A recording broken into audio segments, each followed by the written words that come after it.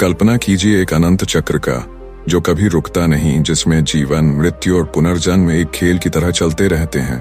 और हम जो सोचते हैं कि हम मुक्त हैं, वास्तव में उसी चक्र के बंधन में बार बार लौटते हैं। क्यों? क्योंकि कोई एक गांठ खोलती ही नहीं। बुद्ध ने कहा था, इंसान बार बार जन्म क्यों लेता है? इसका केवल एक कारण है, तृष्णा, प्यास, आकांक्षा, चाह। और इसी चाह की परछाई में हर जन्म एक नई खोज बन जाता है। आत्मा एक प्यासे मुसाफिर की तरह भटकती रहती है, जब तक यह जान न जाए कि वह जिसे खोज रही है वह उसी के भीतर है। इस channel life of Buddha wisdom पर हम उसी गूढ़ सत्य की खोज पर निकले हैं, उसी प्रश्न का उत्तर ढूंढ रहे हैं जो युगों से अधूरा है। क्या आत्मा अमर है? क्या पुनर्जन्म वास्तविक है? और क्या इससे मुक्ति संभव है? बुद्ध कहते हैं, तुम लौटते हो क्योंकि तुमने अभी जाना नहीं। जब जान लोगे तब लौटना बंद हो जाएगा। इस यात्रा में हम जानेंगे वह कौन सी एक चीज है जो हमें बांधे हुए है, वह कौन सा भ्रम है जिसे हम जीवन समझते हैं, वह कौन सा संस्कार है जो मर कर भी मिटता नहीं, और वह कौन सी ज्वाला है जो बार बार हमें जन्म लेने को विवश करती है। अगर तुमने अब तक इस चैनल को सब्सक्राइब नहीं किया है तो अभी करो, क्योंकि ये सिर्फ एक यूट्यूब चैनल नहीं, ये एक ध्यान है, एक मौन है और एक साथ मिलकर उस सत्य की ओर चलने का निमंत्रण है। इस पूरी सीरीज में हम सिर्फ सुनेंगे नहीं, हम भीतर उतरेंगे, बुद्ध के शब्दों को आत्मा से स्पर्श करेंगे और फिर शायद तुम्हारा जीवन, तुम्हारा दृष्टिकोण और तुम्हारा जन्म लेने का कारण, सब कुछ हमेशा के लिए बदल जाए। क्यों हम लौटते हैं? तुमने कभी सोचा है मृत्यु के बाद क्या होता है? क्या सब कुछ खत्म हो जाता है? क्या जीवन एक ही बार मिलता है, या फिर ये चक्र, ये यात्रा बार बार चलती रहती है, जैसे कोई रूह हर बार एक नए शरीर में लौट आती है? बुद्ध ने इसे देखा था, अनुभव किया था और फिर संसार को वो एक उत्तर दिया जिसने पुनर्जन्म के रहस्य को सरल लेकिन गहन बना दिया। उन्होंने कहा, मनुष्य बार बार जन्म इसलिए लेता है क्योंकि वह छोड़ नहीं पाता। छोड़ना यही सबसे कठिन है। जब मन किसी इच्छा को पकड़े रहता है, जब किसी अनुभव की प्यास, किसी स्मृति की छाया, किसी मोह की माला को मन गले लगाए रहता है, तब मृत्यु केवल शरीर से मुक्ति होती है। आत्मा तो वहीं अटक जाती है जहां उसका मोह बाकी रह जाता है। बुद्ध ने इसे तृष्णा कहा। पाली भाषा में तन्हा, यही तन्हा वह जड़ है जिससे जीवन बार बार उगता है, फिर मुरझाता है, फिर लौटता है। जन्म के पीछे कोई देवता, कोई स्वर्गीय यंत्र नहीं, बल्कि तुम्हारी अपनी चेतना में जमी वो तृष्णा होती है जो तुम्हें बांध देती है। बुद्ध के समय एक ब्राह्मण उनके पास आया और बोला, मैं वेदों को जानता हूँ, यज्ञ करता हूँ, पूजा करता हूँ, फिर भी दुख से नहीं बच सका। बुद्ध ने शांत स्वर में कहा, तुम वेदों को नहीं, तृष्णा को जानो, वही तुम्हारी जड़ है। और वह ब्राह्मण रोने लगा, क्योंकि उसे पहली बार किसी ने आत्मा की नहीं, मन की बात कही थी। बुद्ध ने पुनर्जन्म को कोई रहस्यमयी कथा नहीं बताया, उन्होंने उसे मन के विज्ञान से जोड़ा। उन्होंने कहा, जहां इच्छा है वहीं जन्म है। तुम जिस भी चीज से बंधे हो वह तुम्हें जन्म देती है। तुम्हारी सबसे गुप्त कामना ही तुम्हारा अगला जीवन तय करती है। ये कोई कर्मफल की सजा नहीं, ये तुम्हारी ही चेतना की रचना है। जैसे कोई चित्रकार अपनी अधूरी पेंटिंग को पूरा करने लौटता है, वैसे ही आत्मा भी अधूरी इच्छा के कारण लौटती है। एक माँ जो अपने बच्चे के बिना मर गई, एक व्यक्ति जो अपने धन को लेकर मर गया, एक प्रेमी जो बिना मिलन के चला गया, वे सभी उस अधूरेपन को पूरा करने फिर से जन्म लेते हैं। लेकिन फिर वही चक्र चलता है, क्योंकि जीवन में आते ही नई इच्छाएं जन्म ले लेती हैं, पुरानी के ऊपर नई, और फिर कोई अंत नहीं। बुद्ध ने कहा, जो ये समझ ले कि तृष्णा ही संसार की जड़ है, वह उसी क्षण मुक्त हो सकता है। लेकिन क्या यह इतना आसान है? नहीं, क्योंकि तृष्णा केवल शरीर की नहीं होती, वह विचारों में होती है, भावनाओं में होती है, पहचान में होती है। तुम जो भी हो, जो भी बनना चाहते हो, वह तृष्णा से ही जन्मा है। और जब तक ये पहचान बनी रहेगी, जन्म चलता रहेगा। बुद्ध ने देखा कि जन्म कोई पुरस्कार नहीं, यह तो एक बंधन है। जो सुख हमें संसार में आकर्षित करता है, वही सबसे बड़ा जाल है। उन्होंने एक कहानी सुनाई। एक हिरण था जो हर बार एक मीठी गंध की ओर भागता था, लेकिन जब भी वहां पहुंचता कुछ न मिलता और वह जीवन भर भागता रहा। मरा भी भागते भागते, फिर अगली बार भी भागता रहा, क्योंकि वह गंध उसके भीतर से आ रही थी, बाहर नहीं। यही तृष्णा है। हम जिस सुख की तलाश में बार बार जन्म लेते हैं, वह सुख कभी बाहर था ही नहीं। लेकिन जब तक यह बोध नहीं होता, हम लौटते रहते हैं, एक बीज की तरह जो मिट्टी में गिरता है, अंकुरित होता है।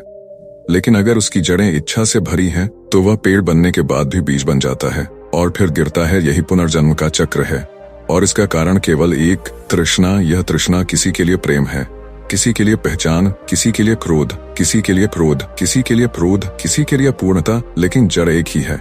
मन की पकड़ तोड़ी थी जब उन्होंने कहा सब कुछ अनित्य है। तब उन्होंने केवल जीवन को नहीं, इच्छाओं को भी अनित्य घोषित किया और वहीं से मुक्ति शुरू होती है। जब तुम यह देख पाओ कि तुम्हारे भीतर जो कुछ भी उठता है वह भी एक आवागमन है, उसे देखना ही ध्यान है, उसे पहचानना ही निर्वाण है और उसी क्षण तुम जन्म मरण के पार चले जाते हो।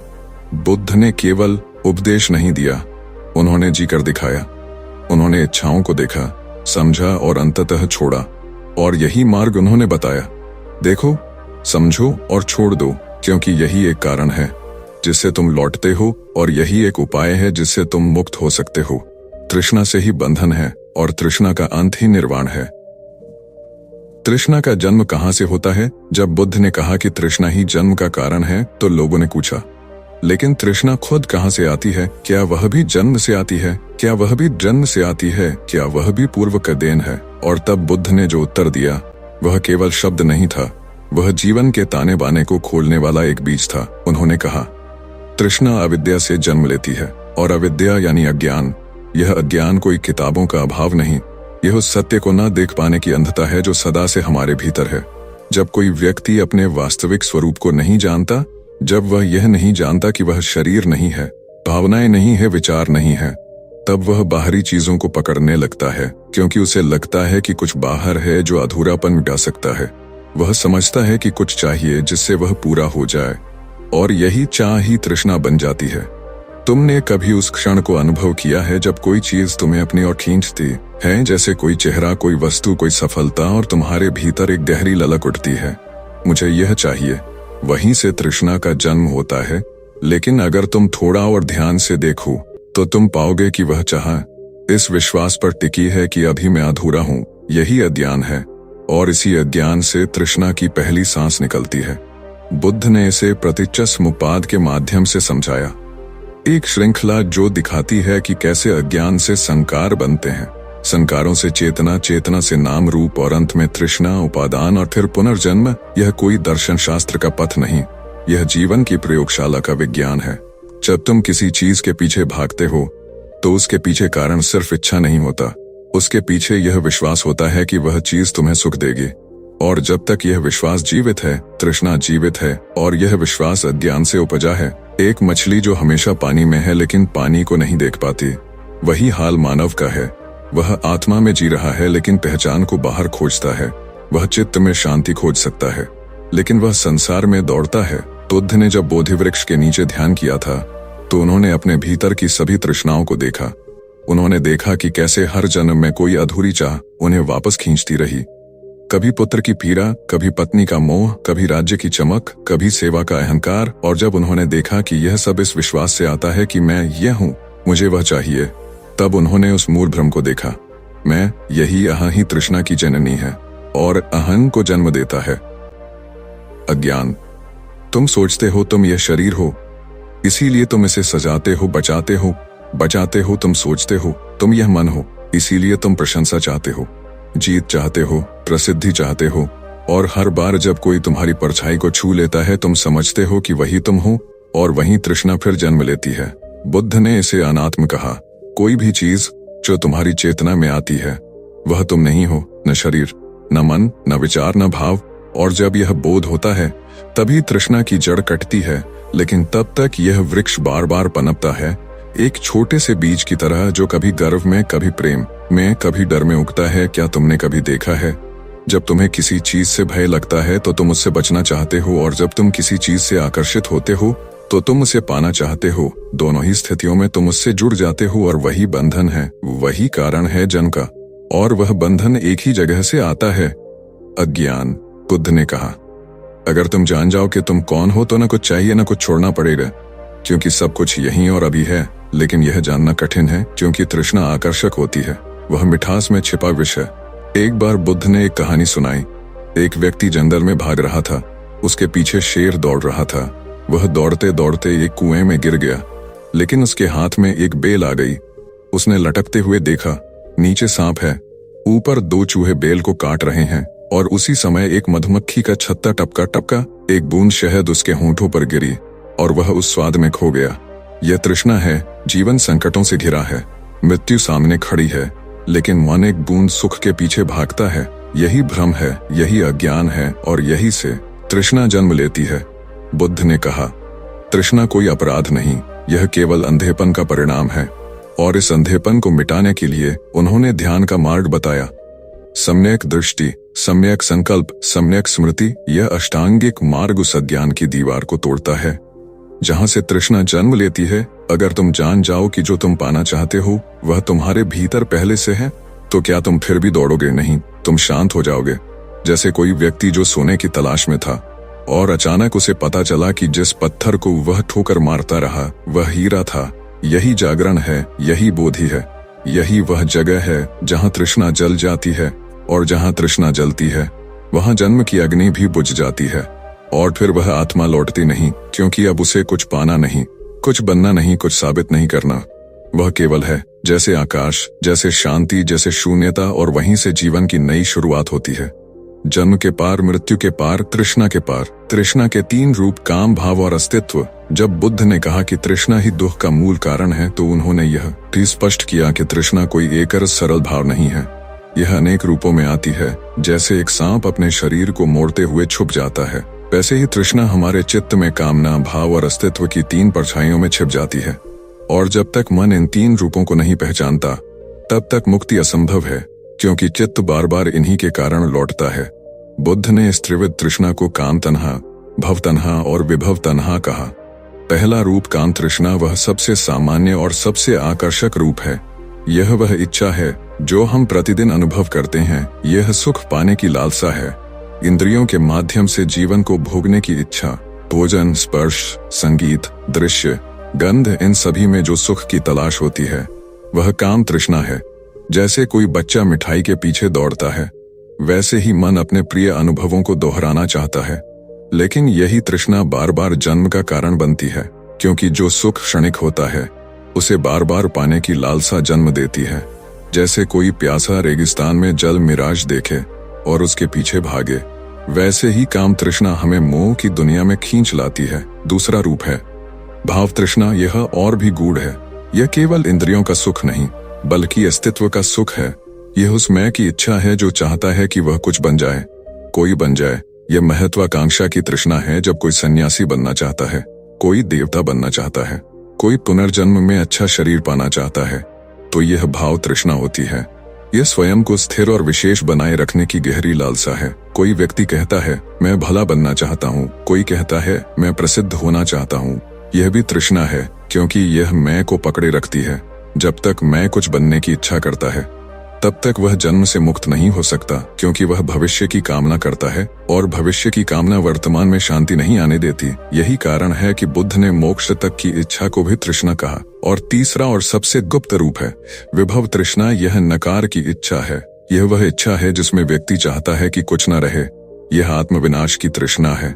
जब कोई व्यक्ति कहता है मैं इस संसार से मुक्त होना चाहता हूँ, मैं कुछ नहीं बनना चाहता, या मैं सब कुछ खत्म कर देना चाहता हूँ, तब यह भी तृष्णा होती है। तुम सोच सकते हो कि यह भी तृष्णा होती है। तुम सोच सकते हो कि यह तो त्याग है, लेकिन नहीं, यह त्याग नहीं, यह पलायन है। यह नकारात्मक कामना है, और यह भी उतनी ही मजबूत है जितनी पाने की चाह। जब कोई आत्महत्या करता है तो वह केवल शरीर नहीं मारता, वह भीतर की विभव तृष्णा से भागता है, और वह आत्मा पुनः जन्म लेती है, क्योंकि मृत्यु कभी अंत नहीं है। जब तक तृष्णा शेष है, यात्रा शेष है। बुद्ध ने इसे बहुत सरल उदाहरण से समझाया। एक दीपक जब तक जल रहा है वह तेल से जलता है, तेल खत्म हो तो दीपक बुझ जाता है। इसी तरह जब तृष्णा तीनों रूपों में समाप्त हो जाती है, काम, भाव और विभव, तभी आत्मा मुक्त होती है, तभी निर्वाण संभव है। लेकिन इन तीनों तृष्णाओं को देखना कठिन है, क्योंकि वे छिपी होती हैं। जैसे काम तृष्णा में तुम सोचते हो कि तुम प्रेम कर रहे हो, लेकिन भीतर केवल स्वार्थ छिपा होता है। जैसे भाव तृष्णा में तुम सेवा कर रहे हो, लेकिन भीतर पहचान की भूख होती है। और विभव तृष्णा में तुम वैराग्य दिखा रहे हो, लेकिन भीतर से पीड़ा से भाग रहे होते हो। यही कारण है कि ध्यान आवश्यक है। ध्यान वह दर्पण है जिसमें ये तीनों तृष्णाएं स्पष्ट दिखने लगती हैं। जब कोई ध्यान करता है वह देखता है कि कैसे एक विचार आता है, यह अच्छा लगेगा, और वह उसे पकड़ना चाहता है। फिर दूसरा विचार आता है, मैं इससे बेहतर बन जाऊं, और वह उसे पालता है। फिर तीसरा आता है, काश कुछ न होता, और वह उसमें खो जाता है। यही क्रम जन्म का कारण है, यही चक्र संसार है, यही चित्त की गति है, और यही बुद्ध का लक्ष्य था। इस चक्र को रोकना। उन्होंने किसी ईश्वर की पूजा नहीं बताई, किसी स्वर्ग की कामना नहीं की। उन्होंने केवल यह कहा, तुम अपने चित्त की प्रकृति को देखो, और जब तुम देखोगे तो पाओगे कि तुम बार बार केवल एक ही कारण से जन्म लेते हो, तृष्णा के इन 3 रूपों से, और इनसे बाहर आने का उपाय केवल एक है, देखना, जानना, छोड़ देना। लेकिन यह देखना साधारण दृष्टि नहीं, यह सम्यक दृष्टि है। जब तुम भीतर उठते प्रत्येक भाव को, इच्छा को, आकर्षण को, प्रतिरोध को बिना जुड़ाव के देख पाते हो, तभी तुम उनके प्रभाव से मुक्त होते हो। जैसे कोई नदी किनारे खड़ा होकर बहते जल को देखता है, उसे पकड़ता नहीं, केवल देखता है, तभी उसे उस धारा की प्रकृति समझ आती है।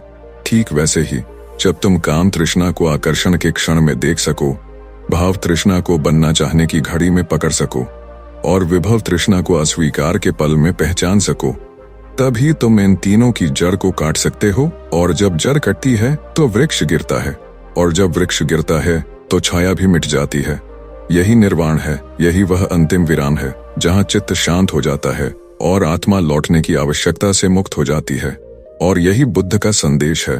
तृष्णा के तीनों रूपों को पहचानो, क्योंकि जब तक ये तीनों छाया बनकर साथ हैं, तब तक तुम चाहे जहां जाओ, जन्म की अग्नि तुम्हारे साथ रहेगी। लेकिन जिस क्षण तुम इनकी रोशनी में खड़े हो जाओगे, उस क्षण तुम स्वयं दीप बन जाओगे। वही लौटता है जो अधूरा रह जाता है। जिसने जाना है वह लौटता नहीं, और जो लौटता है उसने अभी जाना ही नहीं। यही बुद्ध का रहस्यपूर्ण वचन था, जिसे उन्होंने अपनी चुप्पी से उत्तर दिया, क्योंकि यह उत्तर शब्दों से नहीं, अनुभव से आता है। बुद्ध ने कहा था, संसार कोई सजा नहीं, यह केवल उस अपूर्णता की छाया है जिसे आत्मा स्वयं अपने भीतर संजोए रहती है। और जब तक भीतर कोई अधूरापन है, कोई आकांक्षा, कोई बचा हुआ स्वप्न, कोई अनकहा प्रेम, कोई अधूरा संवाद, तब तक यात्रा पूरी नहीं होती। तब तक आत्मा को फिर से लौटना पड़ता है, जन्म लेना पड़ता है। जैसे कोई कहानी जो पूरी नहीं हुई हो, वह लेखक को चैन से नहीं बैठने देती, ऐसे ही जीवन की हर अधूरी भावना आत्मा को आगे की राह पकड़ने नहीं देती। बुद्ध ने इस सिद्धांत को बहुत गहराई से समझाया। जब उनसे पूछा गया कि आपने जन्मों को देखा है, आपने अनेक जीवनों की स्मृति में प्रवेश किया है, तो बताइए हम क्यों लौटते हैं? तब बुद्ध ने अपनी आंखें बंद की और कहा, जो अधूरा रह गया है वही लौटता है। एक राजा अपने राज्य के मोह में मरता है, एक माँ अपनी बेटी की चिंता में जाती है, एक सन्यासी अपनी सिद्धियों की लालसा में सांस छोड़ता है, एक बालक अपनी अपूर्ण इच्छा में संसार छोड़ देता है, और वे सब उस बंधन के साथ अगली देह में प्रवेश करते हैं। जीवन का नियम यही है कि जो बंद किया गया है उसे खोलना पड़ेगा, और जो छोड़ा नहीं गया वह वापस आएगा। यही जन्म का गुप्त नियम है, यही पुनर्जन्म का सूत्र है, और यही दुख का चक्र है। जब तुम मृत्यु के करीब होते हो तो मन केवल एक ही चीज पकड़ता है, वह जो छूट रही है, और वही अंतिम स्मृति अगले जन्म का बीज बनती है। इसलिए बुद्ध ने केवल जीने की कला नहीं सिखाई, मरने की कला सिखाई। उन्होंने कहा, मरते समय चित्त कैसा है, यह अगले जीवन का निर्माण करता है, और मरते समय चित्त तब तक शांत नहीं होता जब तक जीवन में कोई अधूरी बात शेष है। यही कारण है कि आत्माएं भटकती हैं, वे असंतोष में लौटती हैं, वे अनपूरी तृष्णा के कारण लौटती हैं। और यह तृष्णा किसी वस्तु की नहीं, अनुभव की होती है। आत्मा अनुभव चाहती है, वह केवल होना नहीं चाहती, वह महसूस करना चाहती है।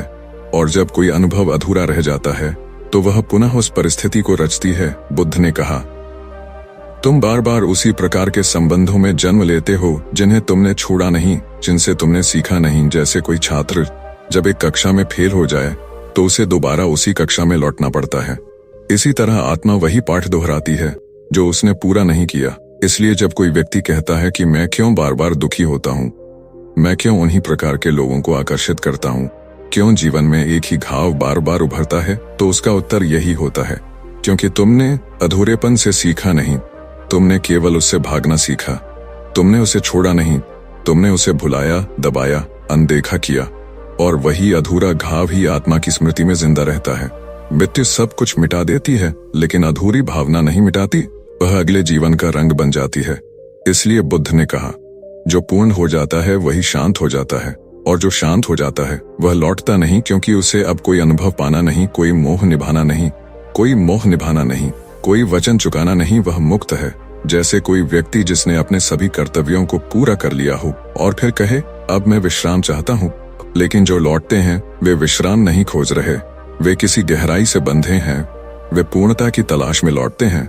लेकिन यह खोज भी बंधन बन जाती है, क्योंकि पूर्णता किसी अनुभव से नहीं आती, वह केवल उस क्षण आती है जब तुम स्वीकार कर लेते हो कि कोई अनुभव तुम्हें पूर्ण नहीं कर सकता। तब तुम्हारे भीतर एक मौन जन्म लेता है, और वही मौन पूर्णता है, वही निर्वाण है। लेकिन जब तक मन यह जान नहीं लेता तब तक वह भागता है, प्यासा रहता है और लौटता है। इसीलिए बुद्ध ने यह नहीं कहा कि इच्छा मत करो, उन्होंने कहा जो इच्छा शेष हो उसे समझो, क्योंकि केवल देखना ही उसका अंत है। जब तुम जान लो कि जो अधूरा है वह बाहर नहीं भीतर है, तब तुम उसे वहीं पूर्ण कर सकते हो। एक स्त्री जो अपने जीवन में प्रेम नहीं पा सकी, वह अगली बार किसी ऐसे शरीर में जन्म ले सकती है जहां वह प्रेम में संबंध पाने की लालसा लिए आए, लेकिन वह संबंध भी अपूर्ण रहेगा, क्योंकि जो पूर्णता वह खोज रही है वह किसी दूसरे व्यक्ति में नहीं, केवल उसके स्वयं के मौन में है। बुद्ध ने जब यह देखा कि वे स्वयं भी कई बार पूर्व जन्मों में लौटे थे, तब उन्होंने पाया कि यह अधूरे व्रत, अधूरे संकल्प, अधूरी भक्ति, अधूरी करुणा ही उन्हें खींचती रही। लेकिन जब उन्होंने अंतिम बार सब कुछ पूर्णता से जिया, बिना लालसा के, बिना बचाव के, बिना उम्मीद के, तब कोई अधूरापन शेष नहीं रहा और वह लौटे नहीं। इसीलिए जब उन्होंने महापरिनिर्वाण को प्राप्त किया तब उनके अंतिम शब्द थे, संस्कार नश्वर हैं, सजग रहो, क्योंकि सजगता ही वह अग्नि है जिसमें अधूरापन जलता है, और जो कुछ भी जल गया वह लौटता नहीं। इसलिए यदि तुम इस जीवन में देख पाओ कि कौन सा अनुभव तुम्हें भीतर से खींच रहा है, कौन सी बात तुम्हारे मन के किसी कोने में अधूरी है, तो उसे वहीं पर समर्पण में बदल दो, क्योंकि वहीं पर मुक्ति है। जब कोई कहता है मुझे अब कुछ नहीं चाहिए, वह केवल तब सत्य है जब वह भीतर से संतुष्ट हो, नहीं तो यह भी एक नई तृष्णा है। अधूरेपन से मुक्ति तभी संभव है जब तुम उसे पहचान कर स्वीकृति दे दो, अनुभव को संपूर्णता से जियो और जाने दो। यही बुद्ध की साधना है, यही बोधि है, और यही एक उपाय है उस चक्र से निकलने का जो आत्मा को बार बार लौटा लाता है। मरते समय जो मन में हो वही अगला जन्म बनता है। बुद्ध ने जब यह कहा कि मरते समय जो मन में होता है वही अगला जन्म बनता है, तो यह कोई अलंकारिक वाक्य नहीं था। यह जीवन और मृत्यु के बीच का सबसे सीधा और सबसे बड़ा सत्य था, जिसे उन्होंने ध्यान की गहराई में स्वयं देखा था। जब वे बोधि वृक्ष के नीचे बैठे और अपने पूर्व जन्मों की स्मृति में प्रवेश किया, तो उन्होंने पाया कि हर जन्म का आरंभ एक ही क्षण से होता है। अंतिम स्मृति से मृत्यु की अंतिम भावना ही अगला जीवन बनती है। यह ब्रह्मांड किसी देवता द्वारा चलाया गया संसार नहीं है, यह चित्त की लहरों से बनने वाला जीवित तंत्र है। तुम्हारा मन जो अंतिम विचार पकड़ कर जाता है वही उसकी दिशा तय करता है। जैसे नदी का प्रवाह जहां मुड़ता है वहीं बहाव बनता है, वैसे ही मृत्यु की अंतिम वृत्ति आत्मा को उसकी गति में प्रवाहित करती है। बुद्ध ने कहा कि यह कोई दैवी न्याय नहीं बल्कि मन की क्रिया की स्वाभाविक प्रतिक्रिया है।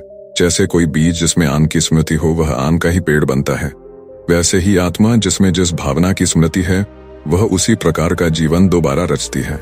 यही कारण है कि मृत्यु के क्षण में भय, क्रोध, मोह, लालसा, प्रेम या शांति जो भी हो वह बहुत महत्वपूर्ण हो जाता है। लेकिन मृत्यु के क्षण में मन वैसा ही होता है जैसा उसने जीवन भर अभ्यास किया है। इसलिए मृत्यु कोई अचानक घटने वाली बात नहीं है, वह पूरे जीवन का संक्षेप होती है। तुमने जो सोचा, जिया, चाहा, रोका, छिपाया, वह सब एक पल में सामने आ जाता है, और जो भावना सबसे गहरी होती है वही चित्त में उठती है, और वहीं से यात्रा दोबारा शुरू होती है। एक राजा जो जीवन भर राज्य को पकड़ कर बैठा रहा, अंतिम क्षण में उसका चित्त राज्य के ही मोह में रहा, और वह अगले जन्म में किसी ऐसे स्थान पर जन्म लेता है जहां सत्ता की आकांक्षा उसमें जन्म से होती है। एक माँ जो अपने बच्चे की चिंता में मरी, उसका चित्त उस भाव को पकड़ कर गया, और वह आत्मा अगली बार एक ऐसे जीवन में आती है जहां ममता उसे फिर से घेरे रहती है। लेकिन दुख यह है कि वह फिर भी नहीं समझती कि यही बंधन है। वह इसे प्रेम समझ बैठती है और चक्र चलता रहता है। बुद्ध ने एक साधु की कथा सुनाई। वह जीवन भर तप करता रहा, लेकिन भीतर यह आकांक्षा छुपाए रहा कि मृत्यु के बाद वह देवता बन जाए।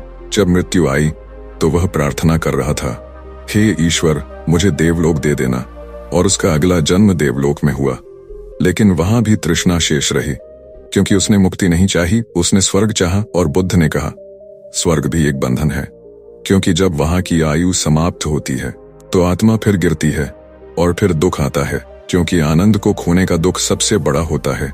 इसीलिए बुद्ध ने कहा, मृत्यु के अंतिम क्षण को सजग बनाओ, और सजगता तब आएगी जब जीवन भर अभ्यास किया जाए। जो जीवन भर झूठ बोलता है वह मृत्यु के समय सत्य नहीं सोच सकता। जो जीवन भर क्रोध में रहा वह मृत्यु में प्रेम नहीं कर सकता। मृत्यु एक परीक्षा नहीं है, वह अंतिम दर्पण है जिसमें जीवन का चेहरा साफ दिखता है। इसलिए अगर अगला जन्म तुम्हारे नियंत्रण में चाहिए तो मृत्यु को नहीं, जीवन को बदलो। जब तुम जीवन को शांत, सरल और तृष्णा रहित बनाते हो, तभी मृत्यु का क्षण भी शांत होता है, और वह शांति ही तुम्हें पुनर्जन्म के चक्र से बाहर ले जाती है।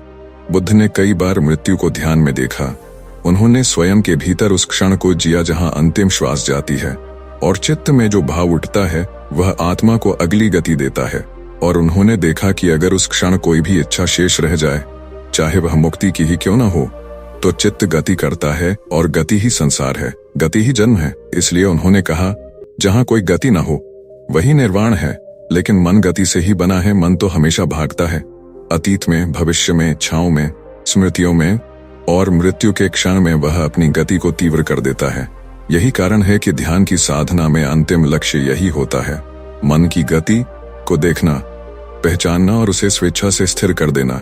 यही समाधि है, और समाधि से ही वह जन्म टलता है। जो जागरूक है वह जानता है कि हर विचार, हर भावना, हर इच्छा मृत्यु के समय बीज बन सकती है।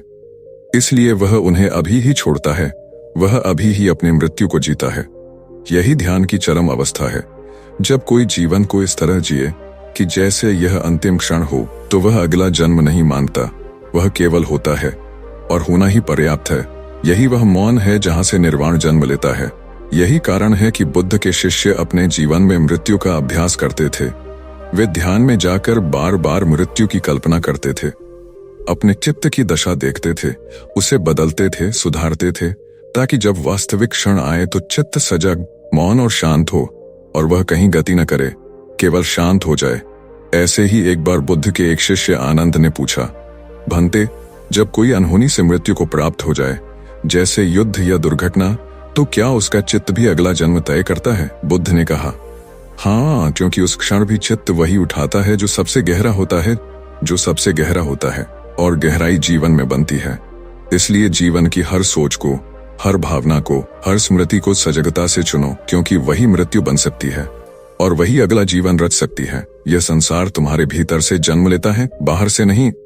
और जब तुम जान जाओ कि अंतिम क्षण ही आरंभ है, तो तुम हर क्षण को एक मृत्यु की तरह देखोगे, और तब तुम मृत्यु से नहीं डरोगे। तुम मृत्यु को अपने भीतर घटित होने दोगे, और वहीं से जीवन की असली शुरुआत होगी। जन्म के पार जब तुम स्वयं को भूल जाते हो, तभी तुम लौटते हो बुद्ध की उस गहन दृष्टि का उद्घाटन, जिसमें जन्म और पुनर्जन्म का चक्र केवल शरीर का नहीं, बल्कि आत्मा की विस्मृति का परिणाम होता है। सुनो, जब कोई आत्मा स्वयं को भूल जाती है, तभी संसार उसे फिर से बुलाता है। यह स्मृति नहीं जो मस्तिष्क में होती है, यह पहचान नहीं जो नाम, जाति या रिश्तों से जुड़ी होती है। यह उस मौलिक सत्य की विस्मृति है कि मैं कौन हूँ। जब यह प्रश्न मर जाता है, तो पुनर्जन्म जन्म लेता है। बुद्ध कहते हैं कि जिस क्षण तुमने अपने वास्तविक स्वरूप को भुला दिया, उसी क्षण तुमने संसार को बुलावा भेज दिया। जैसे ही तुम आत्मा नहीं शरीर समझने लगे, जैसे ही तुमने संबंधों को सत्य मान लिया, जैसे ही तुमने संसार को अपना घर मान लिया, वही पल तुम्हारे बंधन की जड़ बन गया।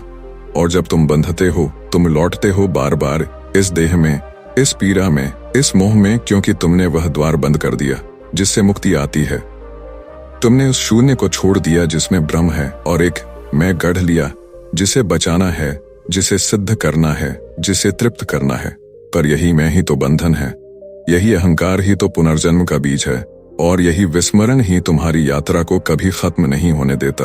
बुद्ध के अनुसार जब तुम स्वयं को नहीं जानते, तो तुम्हें संसार सिखाने आता है, बार बार, जन्म दर जन्म, जब तक कि तुम थक न जाओ, टूट न जाओ, रो न पड़ो इस अनंत दौड़ से, और एक दिन भीतर की गहराई से वो आह निकले, बस अब और नहीं। वहीं से यात्रा मुड़ती है, वहीं से ज्ञान की पहली किरण फूटती है, क्योंकि जिसने यह जाना कि मैं कौन हूँ, वो मुक्त हो गया।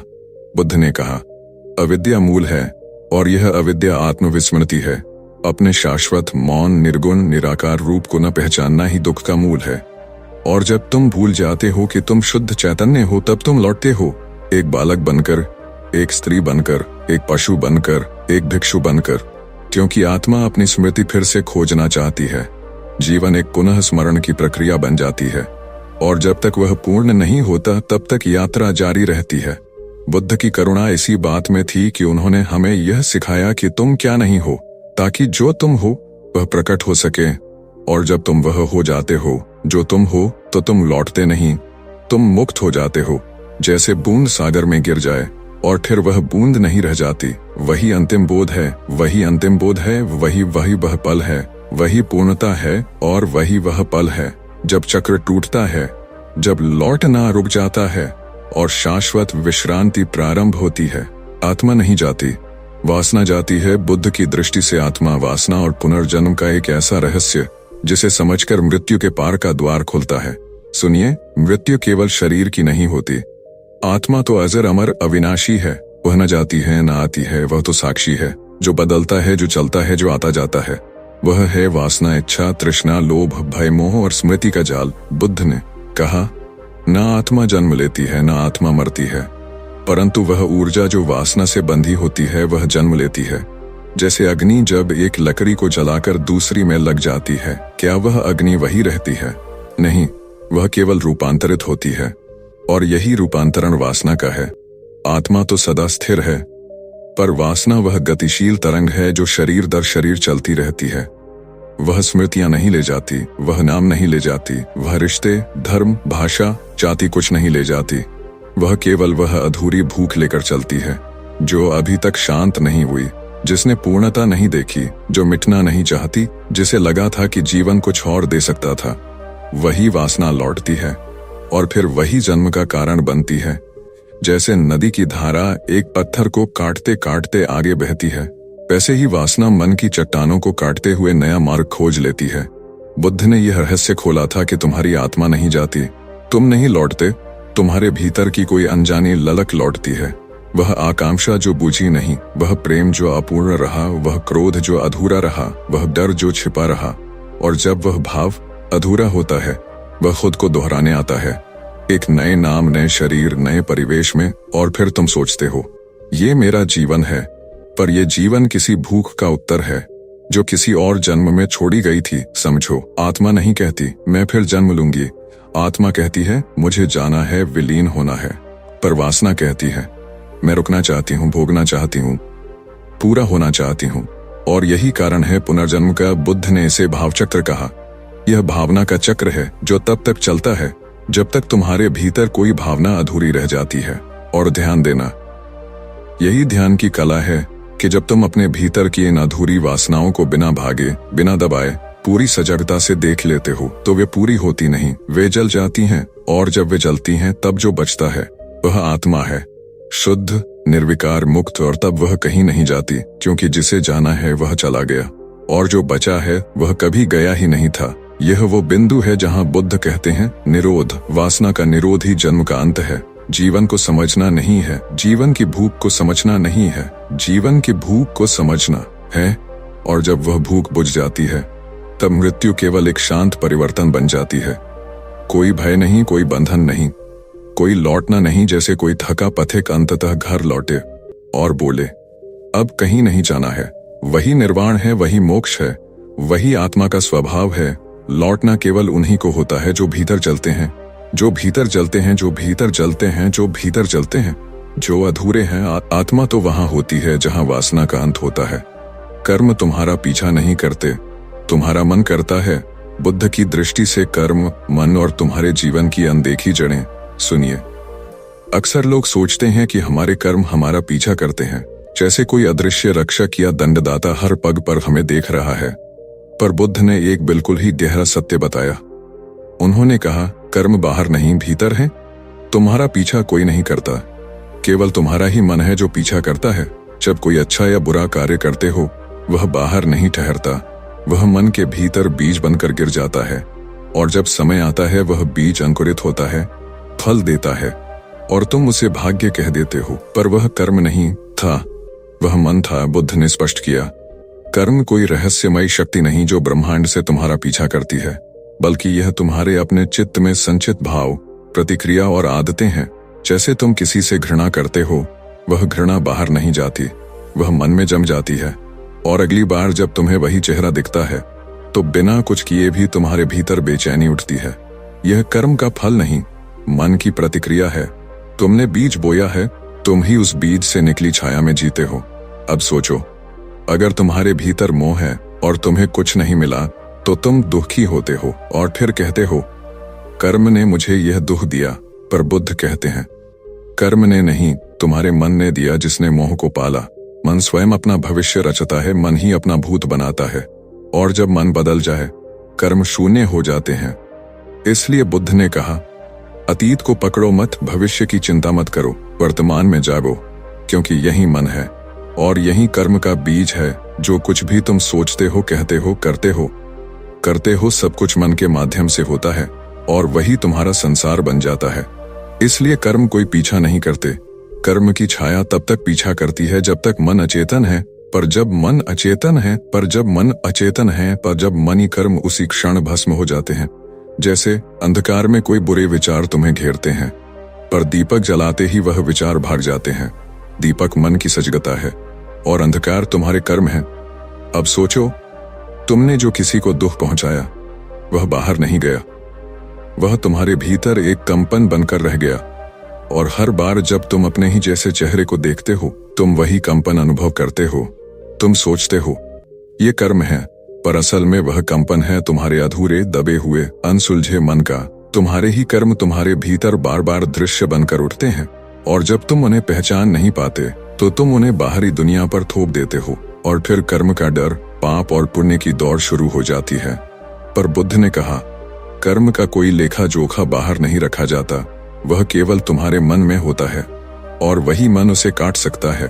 ध्यान ही वह अग्नि है जिसमें कर्म जलते हैं, चेतना ही वह प्रकाश है जिसमें कर्म गलते हैं। इसलिए कर्म का डर न पालो, मन की समझ पैदा करो, क्योंकि पीछा करने वाला कोई नहीं है, तुम ही हो जो स्वयं को दोहराते हो। और जब यह समझ आ जाती है कि तुम अपने ही मन के अभिनय में फंसे हो, तब तुम रुक जाते हो।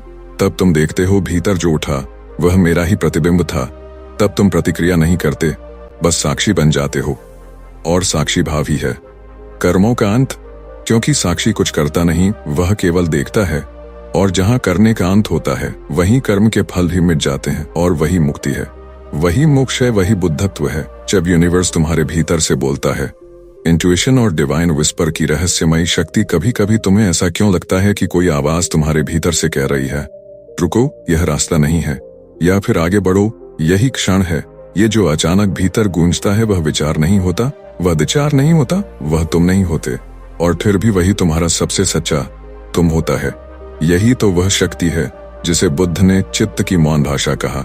बुद्ध ने कभी कहा था, जब तुम ध्यान में होते हो और तुम्हारे भीतर एक मौन उतरता है, उसी मौन में ब्रह्मांड बोलता है। वही डिवाइन विस्पर है जिसे शब्दों में नहीं बांधा जा सकता, जिसे तर्क छू नहीं सकता, और जिसकी आहट केवल वो सुन सकता है जो भीतर शांत हुआ हो। यह विस्पर न कोई भविष्यवाणी है, न कोई जादू, यह तुम्हारे उस अस्तित्व की गहराई से आता है जो स्वयं ब्रह्मांड का अंश है। बुद्ध कहते हैं, यूनिवर्स हर क्षण संकेत देता है, लेकिन तुम इतने शोर में हो, इतने व्यस्त हो अपने विचारों, इच्छाओं और दुखों में कि वह संकेत खो जाते हैं। पर जिस क्षण तुम भीतर उतरते हो, श्वास पर टिकते हो और खुद को विराम देते हो, वही क्षण दरवाजा बनता है जहां से यूनिवर्स तुम्हारे अंदर प्रवेश करता है।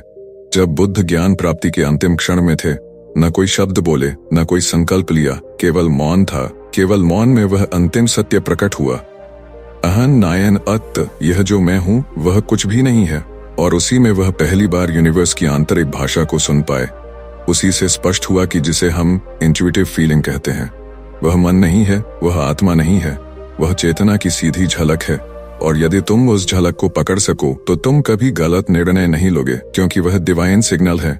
वह तुम्हें केवल बचाता नहीं, वह तुम्हें जागृत भी करता है, चेतावनी भी देता है, और तुम्हारी दिशा भी बदलता है। तुम सोचते हो कि किसी घटना से पहले तुम्हारे मन में कोई अनजानी बेचैनी क्यों होती है, क्यों लगता है कि कुछ होने वाला है? वह इसीलिए होता है क्योंकि यूनिवर्स तुम्हें संकेत दे रहा है कि जो तुम देखने जा रहे हो वह तुम्हारे पथ से भटकाव है। पर तुम वह संकेत पढ़ नहीं पाते। बुद्ध ने इसे बोधिसत्व की मौन दृष्टि।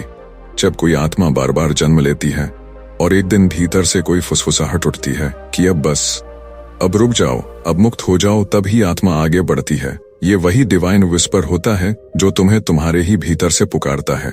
बुद्ध कहते हैं, जीवन में सबसे मूल्यवान वह नहीं जो बाहर से आता है, बल्कि वह है जो भीतर से उठता है। और जो उठता है वह न विचार होता है, न कल्पना, वह होता है एक मौन संकेत। जैसे गूंगे की मिठास, जो कह नहीं सकता पर जानता है, और जो सुनता है वह बदल जाता है, क्योंकि जिसने एक बार यूनिवर्स को भीतर से बोलते हुए सुना, वह फिर कभी अकेला नहीं रहता, कभी उलझता नहीं, कभी अंधेरे में नहीं गिरता, क्योंकि वह जान चुका होता है कि रास्ता बाहर नहीं भीतर है, और उत्तर भी बाहर नहीं भीतर है, और वही विस्पर उसका सत्यान्वेषी बन जाता है। इसलिए बुद्ध कहते हैं, यदि तुम मुक्त होना चाहते हो तो इंट्यूशन को केवल महसूस मत करो, उसका सम्मान करो, उसकी सुनो, और फिर जो भीतर से दिशा आए उस पर चल पड़ो। भले वह मार्ग तर्क से भरा ना हो, भले वह अकेला हो, भले वह अनजाना हो, क्योंकि जब यूनिवर्स बोलता है तब शंका नहीं होती, तब केवल आस्था होती है, केवल समर्पण होता है, और उसी समर्पण से जन्म होता है निर्वाण की अनुभूति का, जहां से लौटना नहीं पड़ता, जहां अंतहीन जन्मों की गाथा चुपचाप वहीं समाप्त हो जाती है। जब आत्मा जागती है तभी मुक्ति निश्चित होती है। यह सत्य है कि आत्मा कभी सोती नहीं, पर मन की चादर उस पर छा जाए तो वह जागी हुई होकर भी सोई हुई प्रतीत होती है। और जीवन का सबसे बड़ा दुख यही होता है कि हम उस आलोकमय सत्ता को, उस चेतना की अखंड धारा को अपने भीतर अनुभव नहीं कर पाते जो निरंतर बह रही है, क्योंकि हमारी दृष्टि बाहर लगी है। क्योंकि हमारी दृष्टि बाहर लगी है, अभिनय में उलझी है, जहां हर दृश्य अस्थायी है, हर पात्र परिवर्तनीय है, और हर संबंध क्षणिक है, लेकिन आत्मा नहीं बदलती, वह एक ही रहती है, साक्षी रहती है, तुम्हारे हर जन्म की, तुम्हारे हर करुण राग की, तुम्हारे हर आशा और मोह की। वह देखती रहती है कि तुम बार बार उसी जाल में उलझते हो जहां से निकलने का मार्ग तुम्हारे भीतर ही छिपा है। बुद्ध कहते हैं कि मुक्ति का द्वार कोई और नहीं खोलता, वह भीतर से खुलता है, और वह तभी खुलता है जब आत्मा को उसका वास्तविक स्वरूप याद आ जाता है, जब वह पहचान लेती है कि वह कोई देह नहीं, कोई विचार नहीं, कोई नाम नहीं, कोई धर्म या जाति नहीं, वह स्वयं सिद्ध ब्रह्म स्वरूप है, अमर है, अचल है, और इसी स्मरण को वे आत्म जागरण कहते हैं। यही बोध ही मुक्ति है, यही बोध ही निर्वाण है। यह बोध कोई घटना नहीं है जो अचानक घट जाए, यह एक अंतर यात्रा है जहां मन की परतें एक कर टूटती हैं, जहां इच्छाओं की जड़ें धीरे धीरे ढीली पड़ती हैं, जहां आत्मा के ऊपर पड़ा अहंकार का पर्दा धीरे धीरे हटता है, और एक दिन ऐसा आता है जब भीतर केवल मौन रह जाता है। वह मौन जो शब्दों से परे है, वह मौन जो बुद्धि से परे है, वह मौन जो केवल अनुभव से जाना जा सकता है। जब वह मौन भीतर उतरता है तो आत्मा जाग जाती है। तुम जगत से बाहर हो जाते हो, तुम जगत से बाहर हो जाते हो, तुम जन्म मरण के चक्र से परे हो जाते हो, तुम उन वासनाओं से मुक्त हो जाते हो जो तुम्हें बार बार खींच लाती थीं। तुम उन इच्छाओं से ऊपर उठ जाते हो जो तुम्हें दुख देती थीं, और फिर जो बचता है वह केवल शांति है, आनंद है, प्रेम है, जो किसी कारण से नहीं है, जो स्वतः है। क्योंकि जब आत्मा को उसका मूल स्वरूप याद आ जाता है तब वह इस संसार से कोई अपेक्षा नहीं रखती, वह केवल देना चाहती है, बांटना चाहती है, क्योंकि वह जानती है कि सब कुछ भीतर है। तब वह संसार में होते हुए भी संसार से परे रहती है। जल में कमल की भांति वह स्पर्श करती है पर छूती नहीं, वह जुड़ती है पर बंधती नहीं, वह जीती है पर उसमें डूबी नहीं होती। और यही स्थिति मुक्ति की है, यही जागृति मोक्ष है, यही आत्मज्ञान है, यही बुद्धत्व है। और बुद्ध कहते हैं कि हर व्यक्ति इस स्थिति में पहुंच सकता है, क्योंकि आत्मा तो सबके भीतर एक जैसी है, बस जागने की देर है, स्मरण की देर है, अपने होने की पहचान की देर है। और जब यह पहचान हो जाती है तो यह जीवन ही स्वर्ग बन जाता है, यही पृथ्वी ही निर्वाण बन जाती है। क्योंकि जब आत्मा जागती है तभी मुक्ति निश्चित होती है। तो अब जब तुमने सुना बुद्ध का वो एक उत्तर जो हर प्रश्न को खामोश कर देता है, तो क्या अब भी तुम्हारे भीतर कोई शंका बची है? क्या अब भी तुम्हें लगता है कि तुम मात्र शरीर हो? क्या अब भी तुम यही सोचते हो कि मृत्यु अंत है? नहीं, बुद्ध कहते हैं मृत्यु तो केवल यात्रा का एक मोड़ है, लेकिन जो मन अभी भी तृष्णा से भरा है वह कभी रुकता नहीं, वह फिर जन्म लेता है, फिर वही चाह, वही संघर्ष, वही मोह, वही पीड़ा।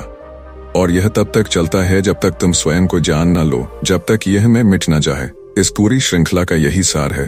तुम बार बार लौटते हो क्योंकि तुमने अभी जाना नहीं कि तुम कौन हो, और जब यह जान लिया तब लौटने की कोई आवश्यकता नहीं बचती। फिर जीवन होता है लेकिन पुनर्जन्म नहीं, फिर चेतना होती है लेकिन देह नहीं, फिर शांति होती है लेकिन कोई खोज नहीं। यही मुक्ति है, यही निर्वाण है और यही बुद्धत्व है। अगर इस श्रृंखला की कोई बात तुम्हारे भीतर उतर गई हो, कोई शब्द तुम्हारे अंतर्मन को छू गया हो, तो इस चैनल को अपने उस मित्र तक पहुंचाओ जो अभी भी जन्म मरण के चक्र में उलझा हुआ है। इस channel life of Buddha wisdom को सब्सक्राइब करना केवल एक बटन दबाना नहीं, यह एक आध्यात्मिक संकेत है कि तुम अब और सोए हुए नहीं रहना चाहते। अब तुम भी जानना चाहते हो, वह एक कारण जो तुम्हें बार बार इस पृथ्वी पर लाता है। धन्यवाद इस यात्रा में साथ देने के लिए। ध्यान में रहो, मौन में रहो और जीवन को केवल जियो नहीं, जानो।